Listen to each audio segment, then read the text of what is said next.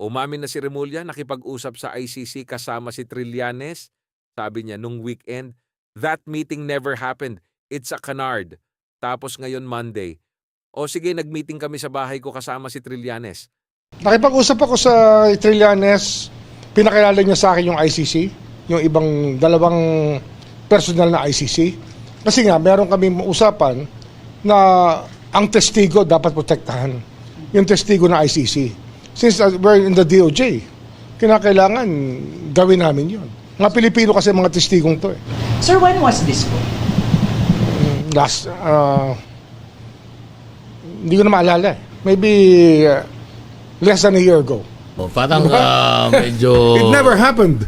Di ba? No. At saka pag labing Paano naging personal knowledge yun? Ano ba tawag dyan? Is a made-up story. It's a canard.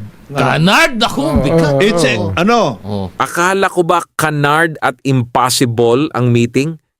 Yun pala, may mini reunion na naganap sa bahay sa Makati kasama sina Trillanes at Torre.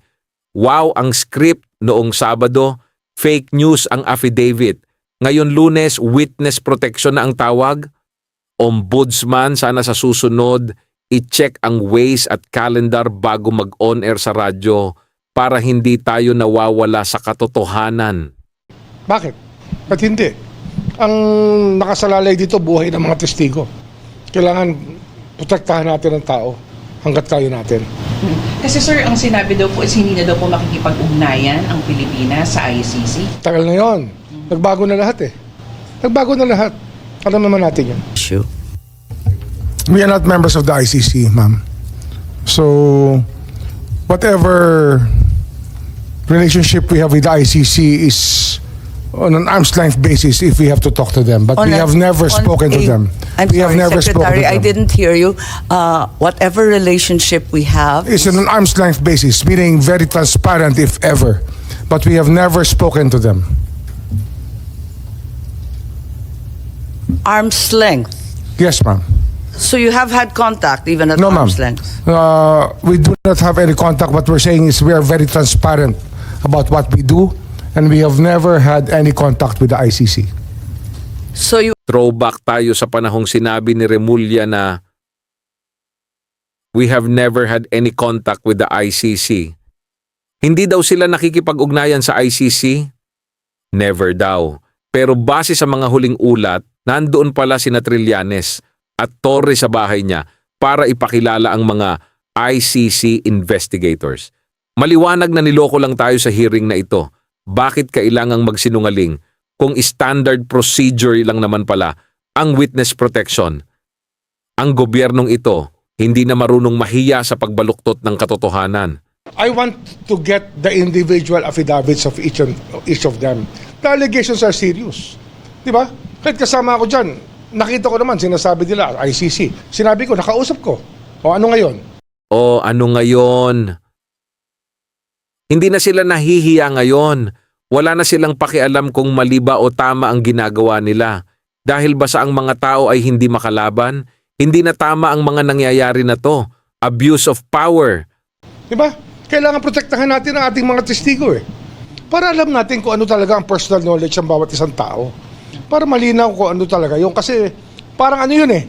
Parang pinagtagpi-tagpi na kwento ng bawat isa na ginawang isang affidavit. Eh hindi dapat ganun. Nakakapanghina na ang ombudsman mismo ang nagpapatunay na ang impossible ay posible pala basta sa bahay niya ginanap. Patila, wala na talagang balak ang administrasyong ito na ikubli ang kanilang mga kontradiksyon. Matapos itanggi ang ICC meeting sa DZRH, ngayon ay aaminin na parang wala lang sabay hirit ng o ano ngayon. Ganito na ba tayo ngayon? Lantaran na ang pagbaluktot sa kwento dahil alam nilang wala namang nananagot?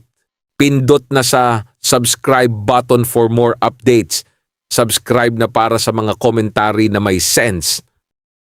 Ibinigay kay Sunny Trillanes ang pondo para sa pag-asikaso sa mga ICC investigators na ito. Dati, ang mga kontrobersya ay pilit na itinatago. Pero sa kaso ni Ombudsman Remulla at ng meeting sa ICC, tila wala nang pakialam ang gobyerno kung mahuli man silang nagsisinungaling.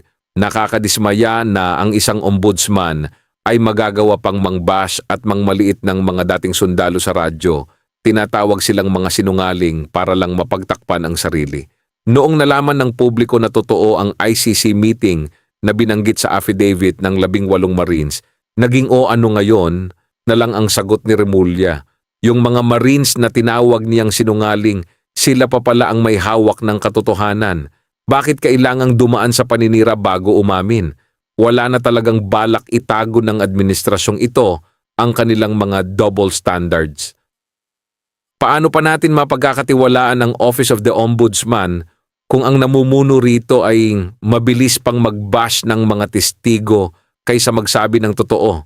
Ang paninira sa mga Marines ay isang desperadong hakbang para ilihis ang isyu.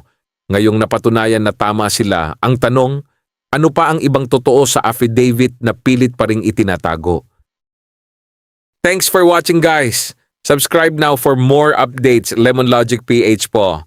Naglilingkod.